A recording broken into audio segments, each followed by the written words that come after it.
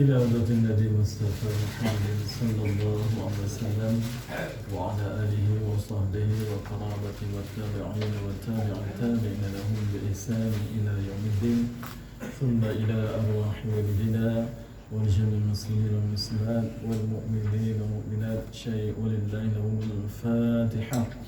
أعوذ بالله من الشيطان الرجيم. بسم الله الرحمن الرحيم. الحمد لله رب العالمين الرحمن الرحيم مالك يوم الدين إياك نعبد وإياك نستعين اهدنا الصراط المستقيم صراط الذين أنعمت عليهم غير المغضوب عليهم ولا الضالين آمين. السلام عليكم ورحمة الله وبركاته. وعليكم السلام ورحمة الله وبركاته. بسم الله الرحمن الرحيم. الحمد لله رب العالمين والعاقبة للمتقين ولا عدوان إلا على الظالمين والصلاة والسلام على أشرف الأنبياء والمرسلين وعلى آله وصحبه أجمعين. سبحانك لا علم لنا إلا ما علمتنا إنك أنت العليم الحكيم ولا حول ولا قوة إلا بالله العلي العظيم ولا حول ولا قوة إلا بالله العلي العظيم ولا حول ولا قوة إلا بالله العلي العظيم. رب اشرح لي صدري ويسر لي أمري واحلل عقدة من لساني يفقه قولي. بسم الله ياسر ولا تعسر وتمم بالخير برحمتك يا أرحم الراحمين. أما بعد. Yang berbahagia Datuk Pahlawan Khairuddin selaku penang surau Ar-Rashid, yang dihormati lagi dikasihi Pak Long Haji Khairuddin selaku penasihat surau, yang dihormati Tuan Haji Syari selaku pengurusi surau Al-Rashid, timbalan pengurusi surau Encik Daud, merangkap JPPK Lumuk Kiri, dan juga dihormati Haji Osman juga merupakan JPPK Lumuk Kiri, barisan ahli jawatan kuasa surau, para imam bila dan siap, tuan haji, puan hajah, muslimin muslimat yang dikasihi dan dirahmati Allah sekalian. Pertamanya mari sama-sama kita panjatkan setinggi-tinggi rasa syukur kita kepada Allah Subhanahu Wa Taala lantaran di atas ruang dan peluang yang masih berterusan Allah bagi kepada kita untuk meneruskan pengabdian kita kepada Allah. Moga-moga ruang dan peluang ini Allah bagi sepanjang hayat yang masih berbaki ini, sehinggalah tiba suatu saat Allah akan panggil kita untuk bertemu dengannya. Dan pada masa yang sama kita mohon sangat-sangat kepada Allah, moga-moga Allah sentiasa membimbing kita dalam menghadapi hari-hari yang mendatang ini. Moga-moga sentiasa melakukan ketaatan kepada Allah, dan insya-Allah perkara-perkara kebajikan yang kita buat nanti akan memberatkan timbangan kita semasa kita dihitung dan dihisap di hadapan Allah di Yaumul Mahsyar. Moga-moga bekalan yang kita bawa ini memberi impak yang sempurna kepada kita untuk menjadi dan untuk kembali kepada tempat asal kita, yakni syurga Allah Subhanahu Wa Taala, insya-Allah. Amin. Muslimin muslimat dikasihi sekalian, kita masih lagi bicarakan tentang tajuk solatun nafli, yakni solat-solat tambahan, ya. Kalau kita flashback balik, dari segi syarah, solat selain daripada solat fardu, ia juga disebut sebagai solat sunat, solat mandub, solat mustahab. Semuanya itu adalah perkara solat yang menjadi tambahan kepada solat-solat fardu. Dan pada minggu-minggu yang sudah kita pun telah bincang berkenaan dengan pembahagian solat tambahan ataupun solat nafal ini. Ianya terbahagi kepada dua, solat sunat yang dilakukan secara berjemaah dan juga solat sunat yang tidak dilakukan secara berjemaah. Solat sunat yang dilakukan secara berjemaah, solat sunat hari raya, solat sunat tarawih, solat sunat gerhana matahari dan bulan, solat sunat minta hujan dan istisqa. Kita pun dah bincang. Dah. Lepas tu solat sunat yang tidak dilakukan secara berjemaah dan mengiringi solat fardu pun kita dah bincang, yang mana dia ada muakkad dan juga ghairu muakkad.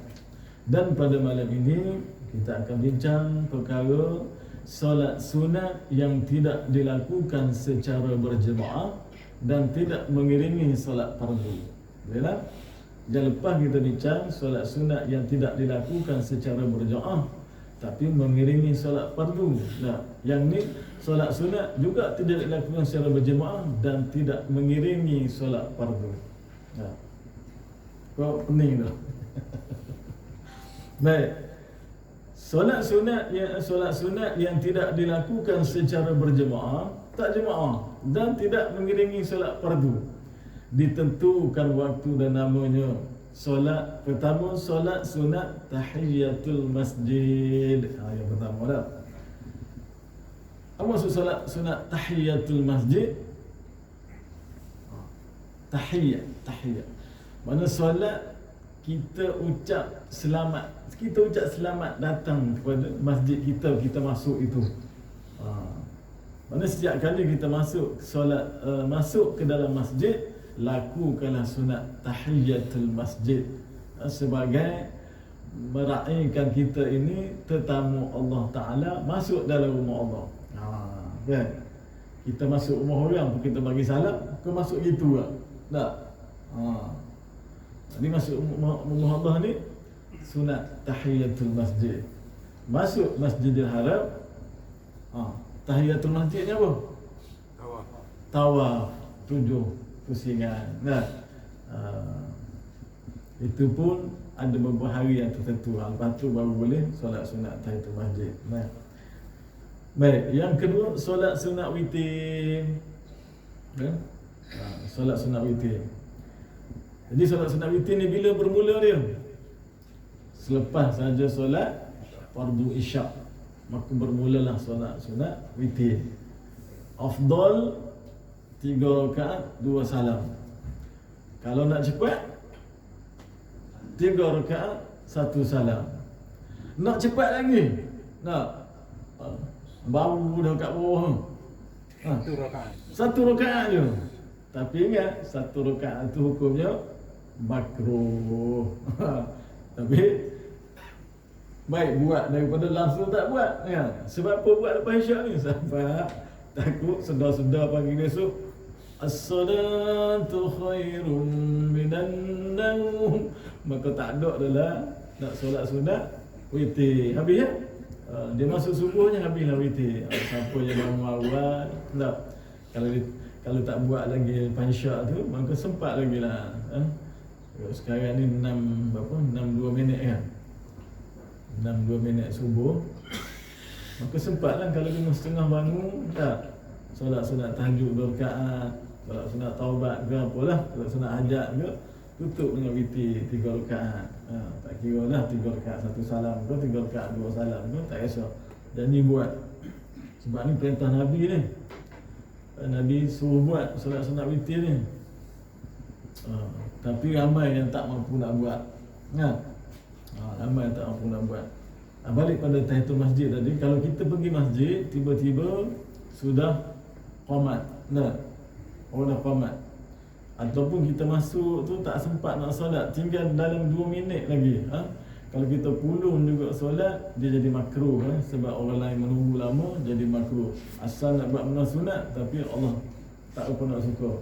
Ni ada orang pergi masjid, orang dah nak qamat tu, kalau tengok jam tu tinggal 1 minit ke, dia Allahu Akbar. Apa puasa jemaah?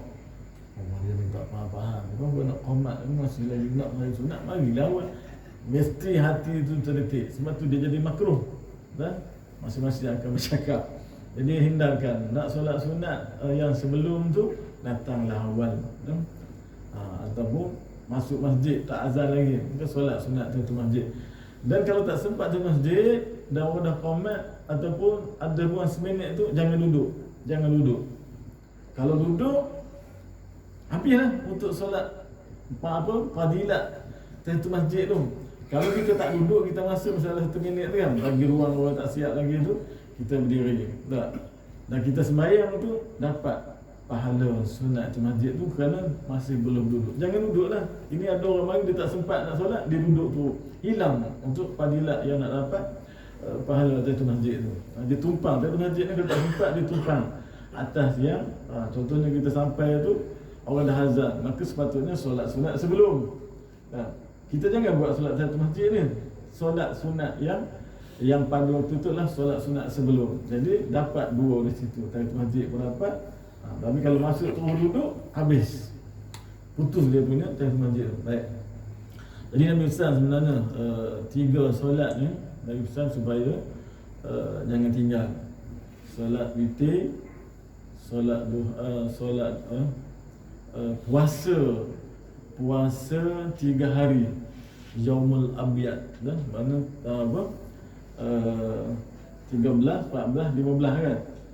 Puasa putih. Puasa hari putih kan? Lepas tu solat sunat witir dan juga solat sunat duha. Ada hadis di situ Nabi pesan jangan tinggal. Dan kita pula kalau tak boleh buat semua, jangan tinggal semua. Ambil. Mungkin puasa ni banyak kelemahan dia. Yang 3 hari direct tu kan. Siapa yang boleh puasa dia hebat. Sebenarnya dia proses kesihatan dalaman dia. Orang yang puasa 3 hari pada hari putih ni untuk memberi kesihatan kepada diri. Jadi witir dengan Tuhan ni insya-Allah dah boleh buat. Baik, yang seterusnya solat sunat tahajud. Tapi ramai yang terkejut. Bangun pagi sudah terkejut apa? Nak masuk tanda. Lepas tu tidur balik. Jadi dia jadi terkejut dah. Jangan tu. Rebutlah peluang 2 rakaat dia. Ada orang dia bangun 2-3 pagi lepas solat tahajud, 2 rakaat dia tidur balik. Tak apa. Kita ni sudah dah azan dah. Terlepas belakang. Tak. Orang yang solat tahajud ni Allah angkat darjat dia. Siapa yang nak tinggi darjat dia, solatlah sunat tahajud ni, jangan tinggal lah. Sebab bukan senang nak bangun solat tahajud ni.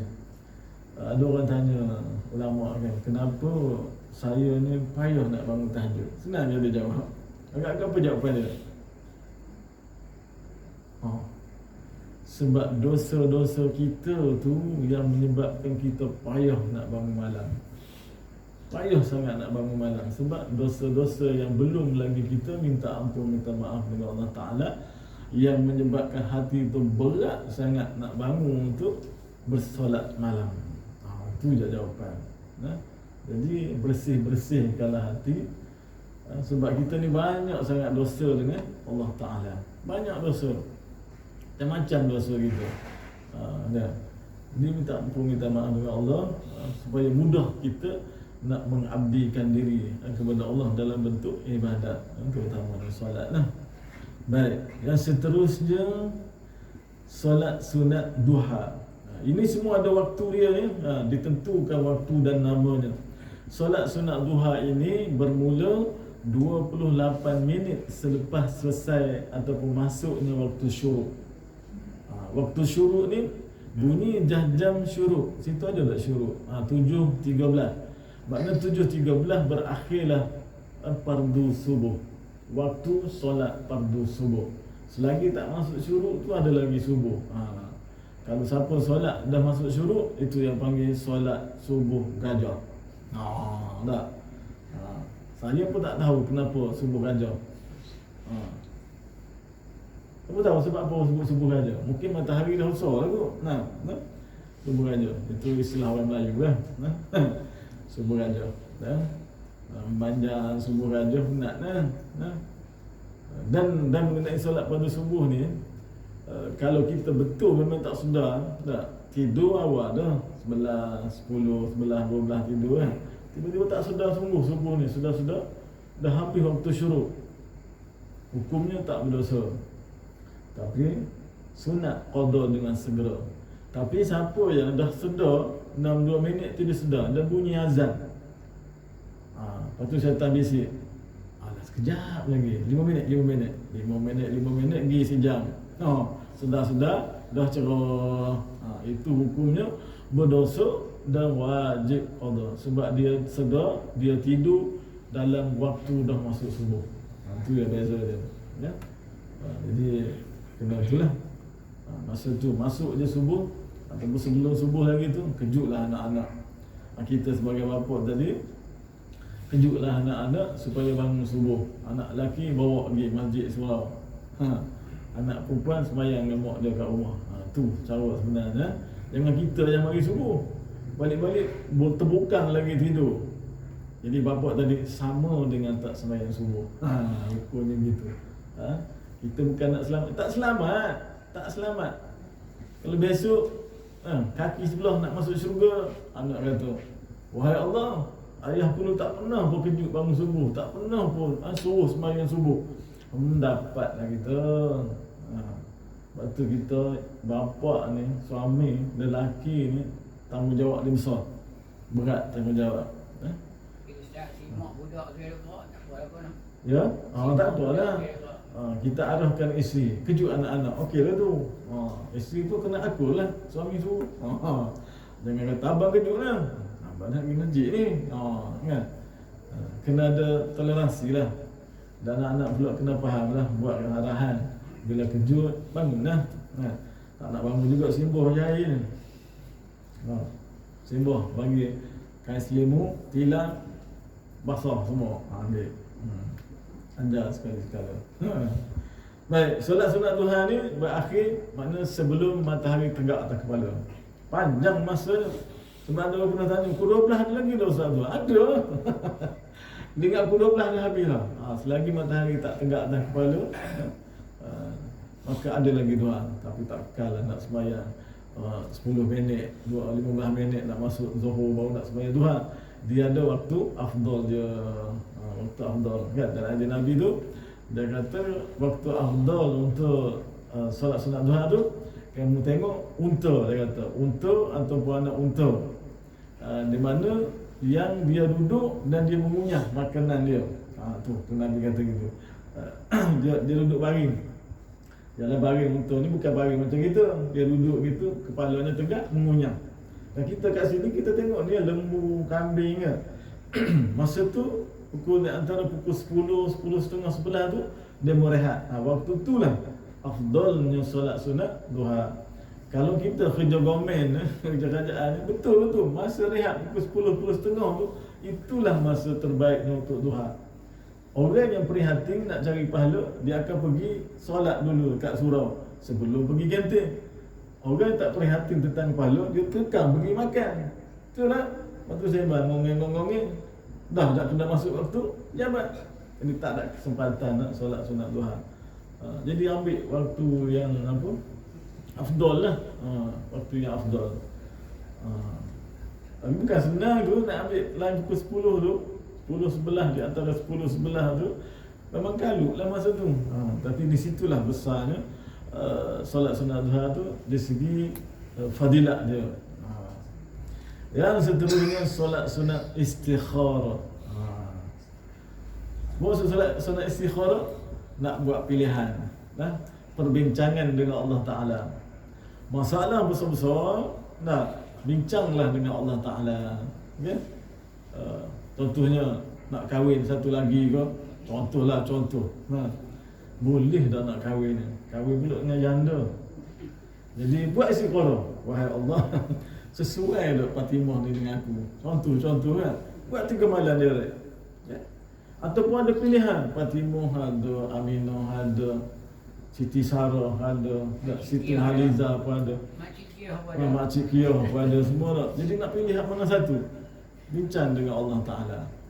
Sembahyang sunat istikharah, jangan sekali sekurang-kurangnya 3 malam. Dan sekurang-kurangnya 3 malam Allah akan bagilah clue tu ada insya-Allah. Dan dia kena solat sunat istikharah ni lepas buat tu terus tidur. Jangan lepas buat pergi mengetang dengan kawan-kawan, tak jadilah. Dia macam tu, dia kena dengan wuduk yang solat tu tidur. Dan kita pun ingat balik dengan solat kita, dengan doa kita dengan Allah Ta'ala tu, supaya Allah akan bagi petunjuk. Yang mana satu kerja macam juga anak-anak kita contohnya sampai 2, 3, 4 kerja sebelum PKP lah. Bulan ni tak ada kerja tu. Tak, sebelum PKP dulu kan banyak kerja, ada cikgu sampai, tentera sampai, polis sampai, macam-macam sampai. Dia nak pilih hak mana? Kita sebagai ayah tadi buat istikharah. Kita pun buat istikharah untuk anak kan.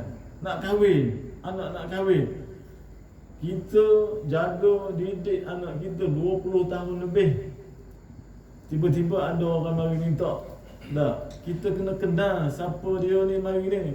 Takkan kita nak suruh anak kita nak suruh anak kita dengan seorang lelaki yang tak solat contohnya. Kan? Di bawah didikan kita jaga dia dengan agama dan sebagainya, tiba-tiba kita serah kepada yang tidak sepatutnya. Zalim kita. Mentang-mentang dia mari pakai mouse, pakai BMW, tak tanya dah. Nah. Jangan tanya, pandai ke baca Quran. Kan? Jemaah ke kat masjid. Tu sekurang-kurangnya. Kalau pandai baca Quran tu, insya-Allah dan dia orang sembahyang. Lepas tu jemaah ke dia. Kalau kata kampung sekian-sekian ni, cuba pergi solat dekat situ, kalau tak jauh lah. Pergi solat kat kampung dia tu, cuba tanya anak si pula-pula ni mari tak masjid. Kalau orang kampung kau tak kenal dia, masalah kan. Mampu tak dia nak jaga anak kita tu sebagaimana yang kita jaga. Kalau dah kahwin, dah aku nikah tak boleh buat apa dah. Kita bila orang ambil anak perempuan kita dah habis dah. Dosa pahala suami dia yang tanggung. Kita tak boleh dah nak kontrol. Cuma guna remote dari jauh je lah. Tengok besar kat anak ada masalah, beritahu lah. Kita tak boleh nak kendali dah. Kita tak boleh nak kemudi dah. Sebelum orang ambil, kita di bawah tanggungjawab kita. Dah orang ambil anak perempuan kita, kena redha lah. Jadi sebab itulah kena tengok. Pasal ustaz dan sembahyang seorang ni apa surah yang sesuai. Mana-mana surah pun tak apa. Mana-mana surah pun boleh. Cuma dia ada doa tertentu lah. Ada doa istikharah. Surah tak kisah, kuliah dengan qul huwallah pun tak apa. Ya. Rakaat pertama kuliah, rakaat kedua qul huwallah. Tu solat sunat istikharah ni makna kita bincang dengan Allah, minta tolong Allah bagi petunjuk yang mana sesuai yang berhadapan dengan kita ini. Sebab Islam tu cukup indah, ada segala-galanya. Habis itu solat sunat yang tidak dilakukan secara berjemaah dan tidak mengiringi solat fardu bila-bila masa boleh buat. Tapi janganlah waktu yang diharamkan solat sunat pergi solat sunat. Solat sunat solat sunat hajat lepas asar tak boleh. Itu waktu tahrim lah. Solat sunat selepas pada ni subuh kan tak ada solat sunat.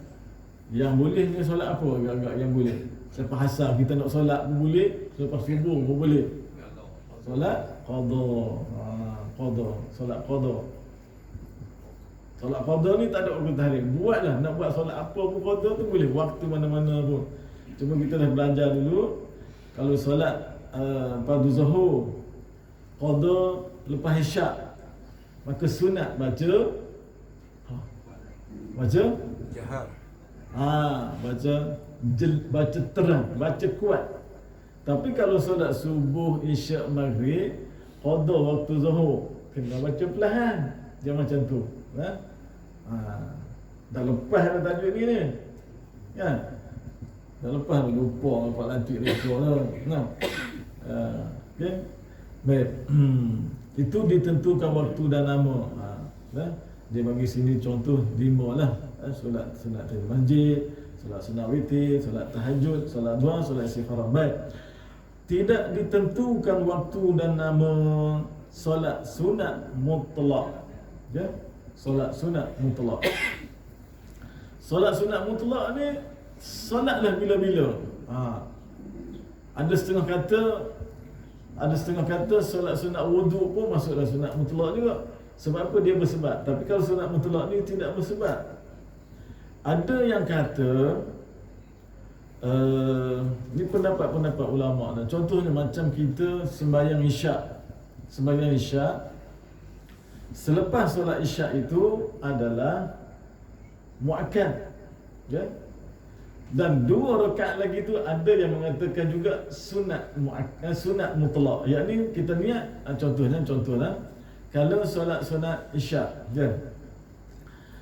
Habis saja sama ada sebelum atau selepas itu solat sunat isyak ni jaranglah kita nak buat 4, biasa 2. Lepas tu yang 4 selepas isyak tu 2 rakaat yang mula-mula itu adalah muakkad. 2 rakaat selepas tu ada pendapat ulama kata itulah sunat mutlak. 2 rakaat tu sebab niat dia beza. Kalau kita niat yang muakkad selepas isyak sahaja, aku solat sunat selepas isyak 2 rakaat kepada Allah Ta'ala. Kita bangkit 2 rakaat lagi tu sahaja aku solat sunat isyak je, tak sebut selepas. Sebab nak jadikan 4 rakaat.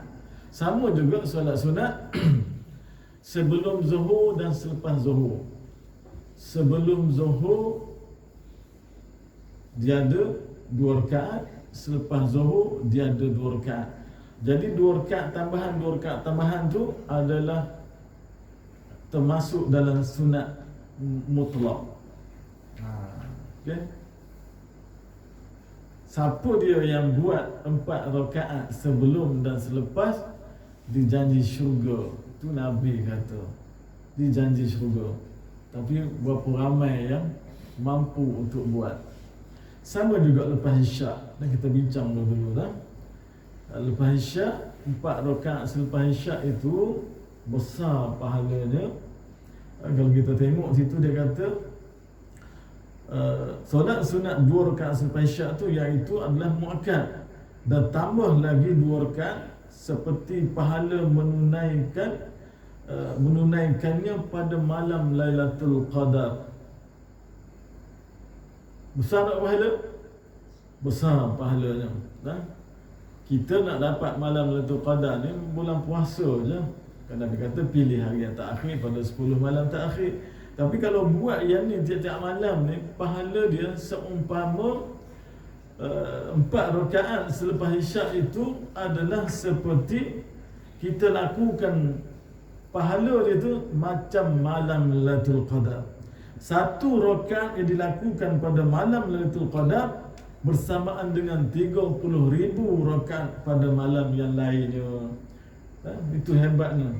Kalau kita solat sunat pada malam Lailatul Qadar itu 1 rakaat bersama dengan 30,000 rakaat pada hari yang lain. Masya-Allah.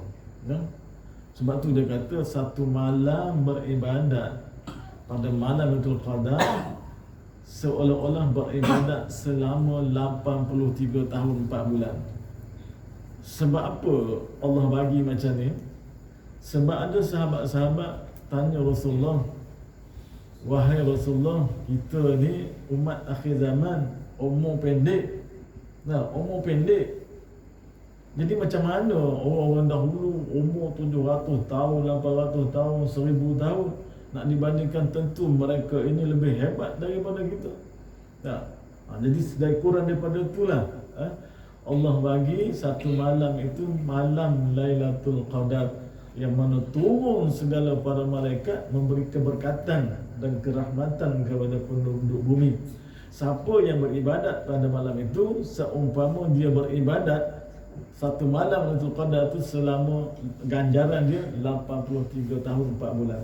Bayangkan kalau kita 10 tahun yang lalu, kalau kita dapat tiap-tiap malam tu, mana sama tak?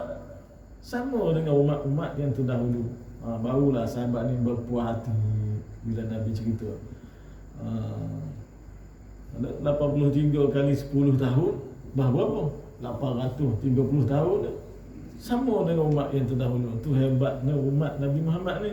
Jadi tak pelik lah kalau umat Nabi Muhammad dihitung dan dihisap dahulu berbanding dengan umat-umat yang lalu di yaumul mahsyar nanti, pada mahsyar. Sehingga kan Nabi-Nabi lain pun minta nak jadi umat Nabi Muhammad. Sebab tak tahan dengan suasana mahsyar itu sendiri kan. Tapi tak berlaku lah macam tu. Itulah sampai di kita ni alhamdulillah duduk dalam umat Nabi Muhammad sallallahu alaihi wa alihi wasallam. Jadi syukur banyak-banyak. Jadi sebagai tanda kasih dan sayang kepada kita terhadap Nabi Muhammad sallallahu alaihi wasallam ini, amalkanlah yang sunnah, kekalkanlah yang sunnah yang wajib, amalkan sunnah yang sunat. Okey. Baik. Boleh? Ya.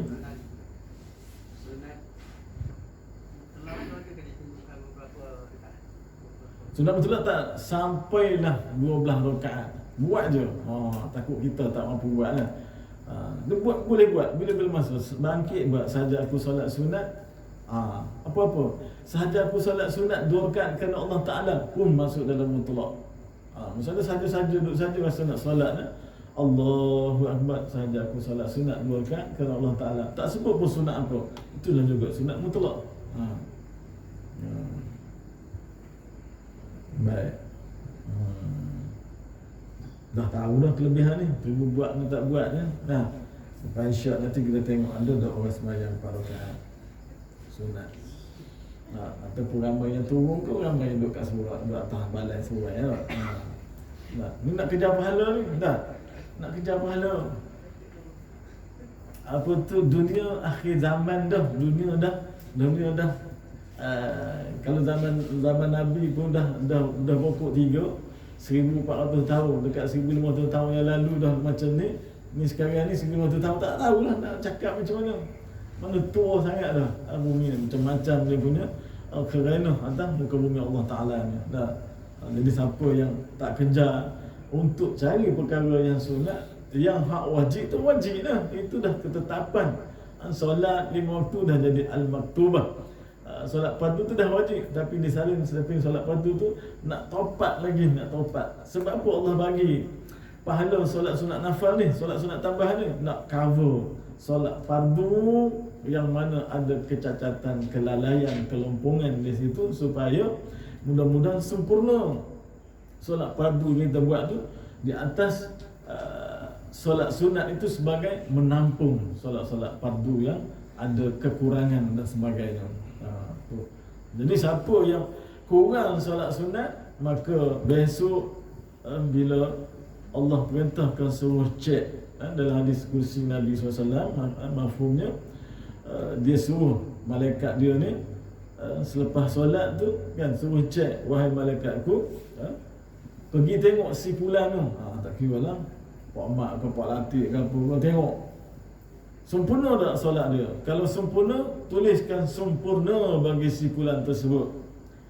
Tiba-tiba pergi tengok, wahai Allah, masa solat tadi dia khayal. Contoh kita sebut khayal lah, sebenarnya melencong. Jadi tak sempurna solat dia. Allah kata pun, unzuru, lihat kepada solat sunat dia. Itu yang kita takut tu. Tiba-tiba kita sembahyang fardu tadi banyak melencongnya, lalainya. Lepas tu tak tutup dengan solat sunat. Agak-agak apa jadi? Sebab Allah kata, tengok pada tang solat sunat dia. Maka aku tengok, dia solat sunat. Sempurnakan solat fardu dia. Kat mana ada tu? Saya pun rasa baru je baca, tapi tak ingat kat mana. Maka lepas solat fardu kena buat solat sunat ni, jangan duk seronok. Kita takut. Kita sendiri tahu kita solat maghrib tadi tang mana kita melencong. Kita tahu. Pergi keluar sekejap. Pasal malam pergi je. Ataupun pasal raya. Ataupun mari tadi bini pesan apa-apa pula. Aduh, kacau. Ingat dia. Setan tu benda ni je. Dah. Gerecah beri. Dia nak tutup tu dengan apa? Solat sunat selepas je. Solat sunat selepas je. Jadi jangan tinggal solat sunat ni. Saya pesan diri saya lah. Selagi mampu buatlah. Nah, solat sunat ni tak mampu berdiri, duduk. Nah, Rasulullah pun solat sunat atas kenderaan naik unta. Nah, solat sunat tak kisah, solat fardu dengan buat begitulah. Solat fardu kena sempurna dari segi rukun-rukun qauli, fi'li dan qalbi. Cuma solat sunat ni kalau berdiri dapat penuh lah, duduk dapat separuh, baring dapat lagi separuh pada separuh, suku dapat lah. Lagu tu pahala lah. Dia sah tapi mengurangkan pahala. Ya? Tapi dalam solat fardu pun boleh kurangkan pahala. Sebab apa? Ramai yang berebut dengan Tok Imam. Tok Imam belum habis lagi intiqalat dia, takbir dia.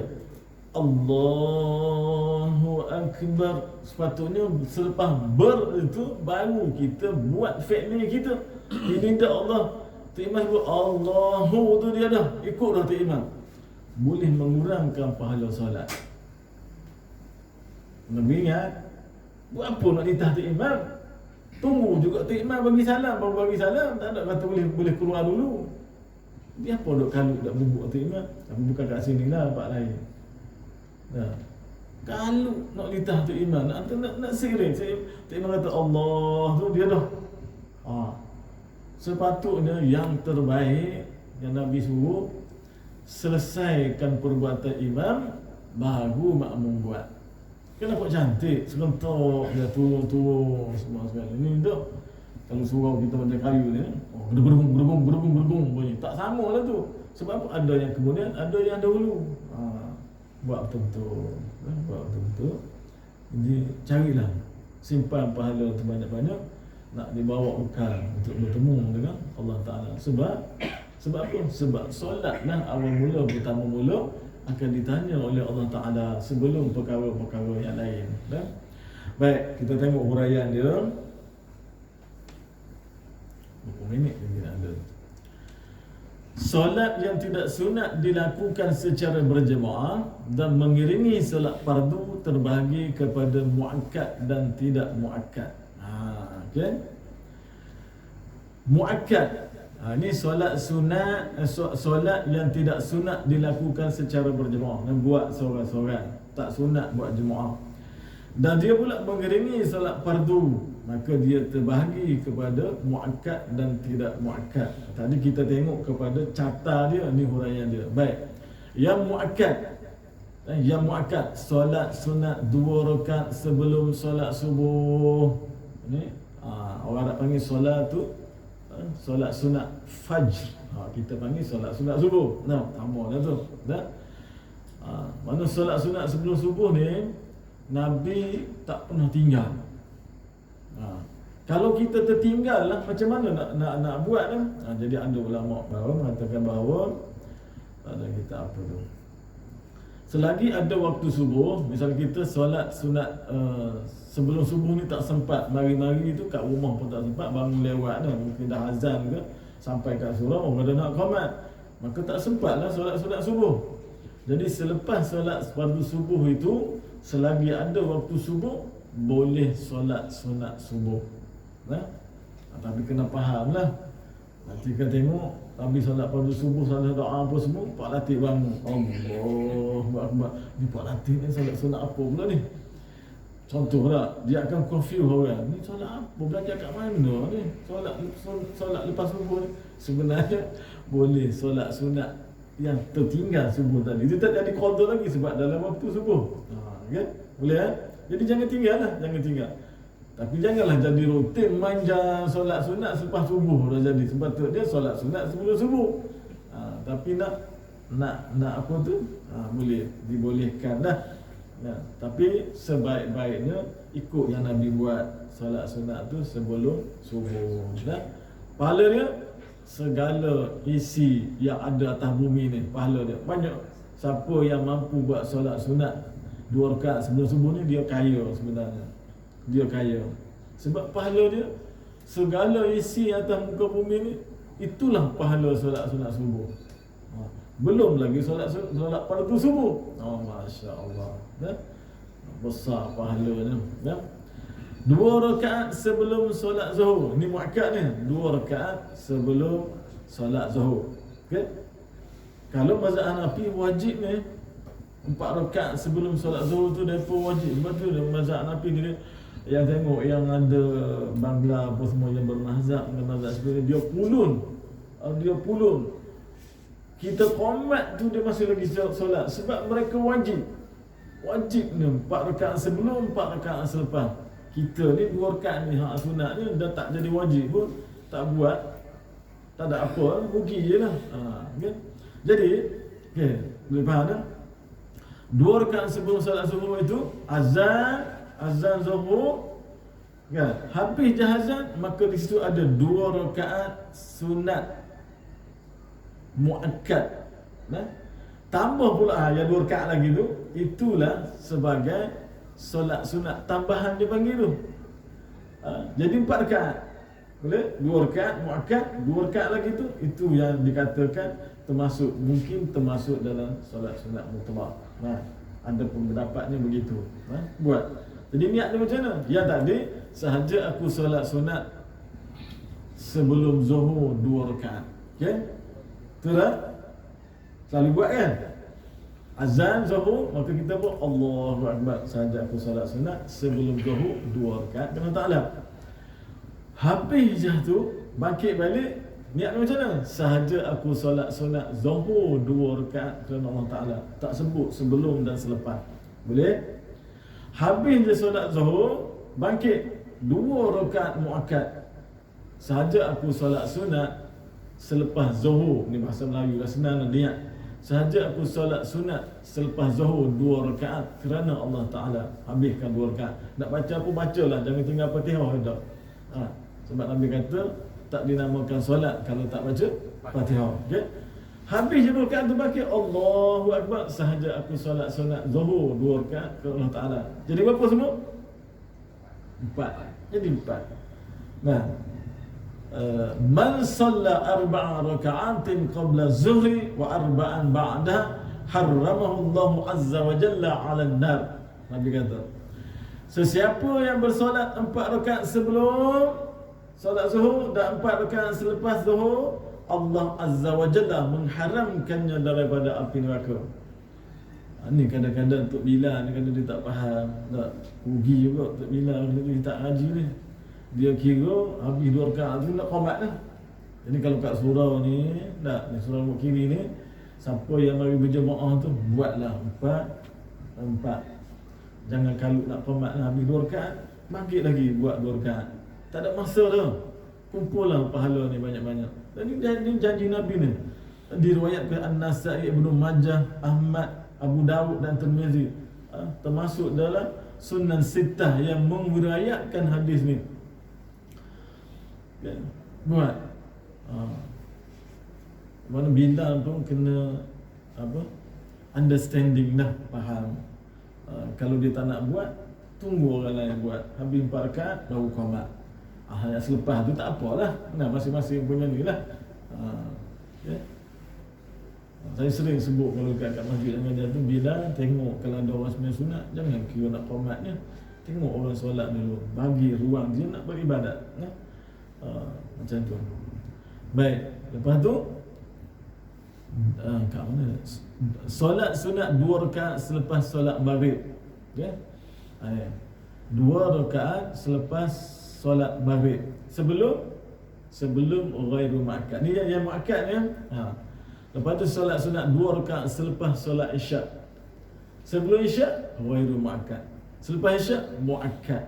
Tambah lagi 2 rakaat. Itu yang tadi. Siapa yang buat selepas isyak, sahaja aku solat sunat selepas isyak 2 rakaat kerana Allah Ta'ala. Habis salam tu dia bangkit, sahaja aku solat sunat isyak 2 rakaat kerana Allah Ta'ala. Pahala dia macam bersolat pada malam Lailatul Qadar. Ganda pahala dia. Dan kalaulah malam Lailatul Qadar yang sebenar tu, 1 rakaat buat bersamaan dengan 30,000 rakaat pada malam Lailatul Qadar. Allah benarnya nak tolong kita, nak tolong sangat-sangat hamba-Nya supaya banyak buat pahala. Tapi kita duk mengelaknya. Mengelak banyak. Malaslah, letihlah, sibuklah, kalutlah. Tu alasan semua lah Bila besok dapat tahu pahala, ada umur 70, pahala tak sampai suku pun. Contoh kan. Allah ruginya lah, rugi, tak ada pahala rupanya. Masa tu lah baru menyesal. Tapi tak ada guna lah. Alam bawah sana pun dah menyesal dah.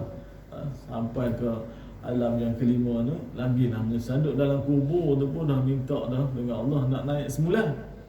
Tapi tak ada lah, mati satu kali je. Hidup semula, hidup selama-lama. Tak mati-mati dah. Baik. Pendapat para ulama Syafi'iyah termaktub dalam kitab Matan Zubat, iaitu matan apa tu? Asasi dalam fiqh mazhab Syafi'i ni. Yang muakkad ni, mana kalau dalam Matan Zubat inilah di antara yang muakkad ni. Jadi berapa? Jadi 10. Yang ni Nabi pesan jangan tinggal ni 10 ni yang muakkad ni. Ini yang kata 10 rakaat. Walaupun ada ulama lain menambahkan jadi 12 dan sebagainya. Tak kisahlah, lebih tak apa, kurang jangan. Al-Bukhari meriwayatkan bahawa Ibnu Umar radhiyallahu anhu telah berkata, hafiztu minan Nabi sallallahu alaihi wasallam 10 raka'ataini qabla zuhri wa raka'ataini ba'daha wa raka'ataini ba'da al-maghribi fi baitihi wa raka'ataini ba'da al-isya'i fi baitihi wa raka'ataini qabla salati as-subhi wa kanat sa'atan la yudkhalu 'ala an-nabi sallallahu alaihi wasallam fiha. Apa maksud hadis ni? Al-Bukhari meriwayatkan bahawa Ibnu Umar radhiyallahu anhu telah berkata, mana daripada Ibnu Umar kata apa? Saya memelihara, mana saya jaga sungguh-sungguh lah ni. Saya memelihara daripada Nabi sallallahu alaihi wa baraka wasallam 10 rakaat. Jadi apa yang Nabi buat tu, dia jaga apa yang Nabi buat tu. Kata Ibnu Umar, 2 rakaat sebelum solat zuhur, 2 rakaat selepasnya, 2 rakaat selepas solat maghrib di rumahnya. Kita jangan nak solat maghrib ni di rumah. Okay? Sebab tu ada pendapat jugalah mengatakan bahawa kalau kita sekali-sekala nak berjemaah dengan keluarga di rumah, ambillah waktu maghrib. Waktu lain di Masjid Surau. Ada di situ sedikitlah dia punya pandangan ulama tu. Maghrib, isyak, subuh, Masjid Surau berjemaah, jangan tinggal. Sebab kita takut. Sebab Nabi pernah kata, sahabat tanya macam mana ya Rasulullah nak kenal orang munafik. Macam mana nak kenal orang munafik? Nabi kata, tengok tang solat subuh, solat isyak. Mereka ni malas-malas je. Subuh kan tidur sudah. Isyak lepas makan tidur. Orang munafik tu. Jadi kita takut tak mari subuh, tak mari isyak, termasuk dalam golongan orang yang Nabi kata munafik. Tak buat apa kat rumah.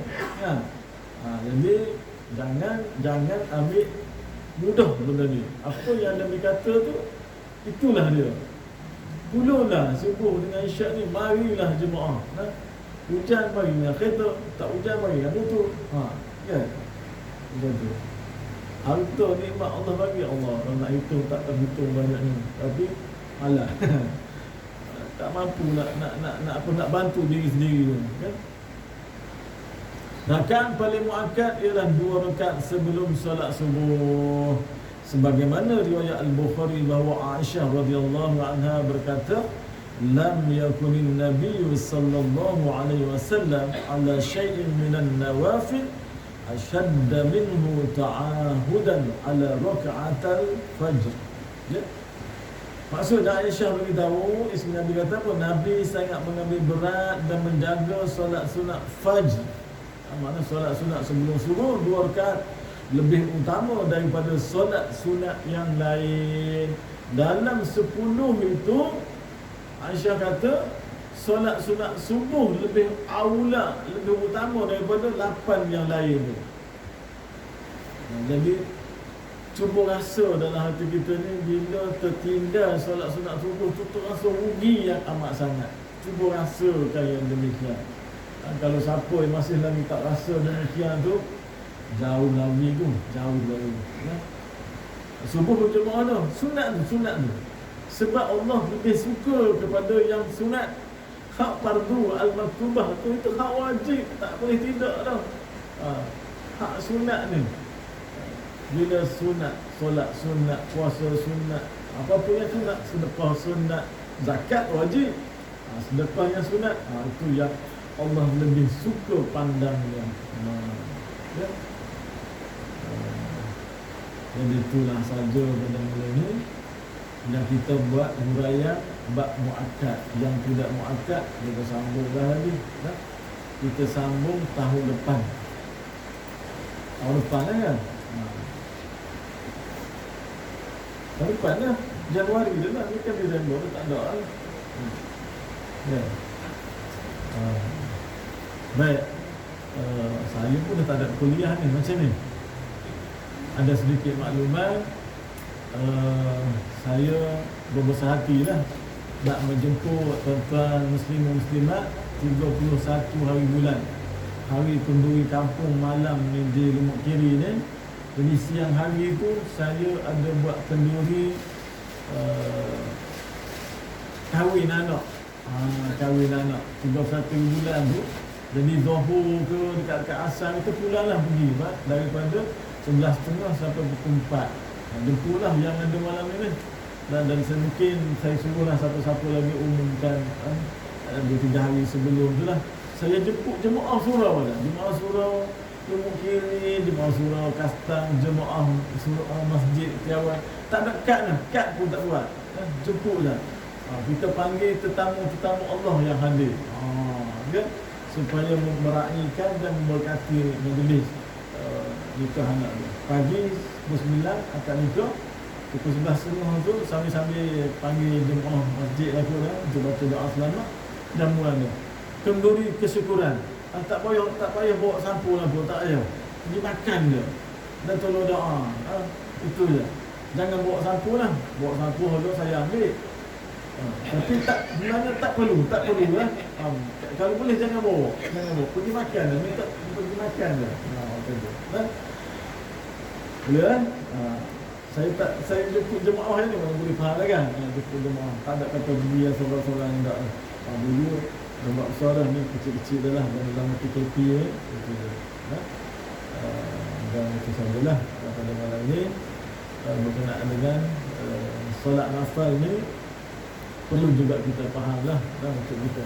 Biar kita tahu ibadat yang kita buat ni, ibadat solat yang kita buat ni, kita tahu, bukan ikut-ikutan dan sebagainya. Mudah-mudahan Allah sentiasa membimbing kita supaya terus mengabdikan diri kepada Allah di samping menggunakan wajib, supaya Allah bimbing juga memberi kerajinan kepada kita untuk buat perkara-perkara yang sunat dalam solat kita ini, dan semoga ia diterima oleh Allah SWT insya-Allah. Sekadar itu dulu. Saya minta ampun, minta maaf kalau ada tersilap kata, terkasar bahasa, terkilam dalam ucapan ini. Saya maafkan dan maaf yang saya sendiri dengan aku. Qali hadza wa astaghfirullah li wa lakum. Wassalamualaikum warahmatullahi wabarakatuh. A'udzu billahi minasyaitonir rajim. Bismillahirrahmanirrahim. Alhamdulillahi rabbil alamin wa bihi nasta'in. Wassalatu wassalamu ala asyrafil mursalin wa ala alihi washabbihi ajma'in. Allahumma zidna 'ilman warzuqna fahma. اللهم اهدنا الصراط المستقيم صراط الذين انعمت عليهم من النبيين والصديقين والشهداء والصالحين وحسن اولئك رفيقا يا ارحم الراحمين. اللهم اجعل جمعنا هذا جمعا مرحوما وتفرقنا من بعد تفرقا معصوما. ربنا اتنا في الدنيا حسنه وفي الاخره حسنه وقنا عذاب القبر وقنا عذاب المحشر وقنا عذاب النار. وصلى الله على سيدنا محمد وعلى اله وصحبه اجمعين والحمد لله رب العالمين. سبحانك اللهم وبحمدك اشهد ان لا اله الا انت استغفرك واتوب اليك. بسم الله الرحمن الرحيم. العصر ان الانسان لفي خسر الا الذين امنوا وعملوا الصالحات وتواصوا بالحق وتواصوا بالصبر. تقبل الله منكم منا ومنكم تقبل يا كريم.